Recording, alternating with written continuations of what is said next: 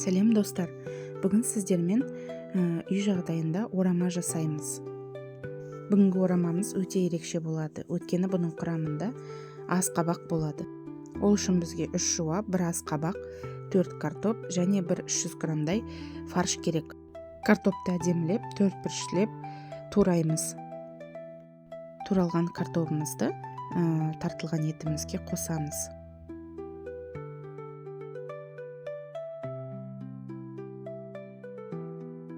Жуанды қатты турамаймыз.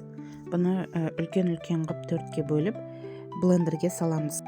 Және де үлкен ас қабағымызды да 6-ға 7-ге бөліп, жуаның үстіне блендерға саламыз. Сосын барлығын жақсылап блендермен тураймыз. Сіздер қолмен турасаңыздар да болады, кімге қалай ыңғайлы. Осындай блендерға салып, барлығын жақсылап турап аламыз. Осындай туралған жуамен ас қабақтың түрі шығады.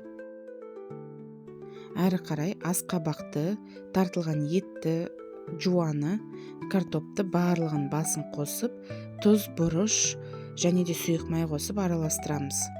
Әрі қарай ораманың нанын дайындаймыз. Ол үшін бізге 1 шай қасық тұз, 1 жұмыртқа және бөлме температурасындағы су қажет болады.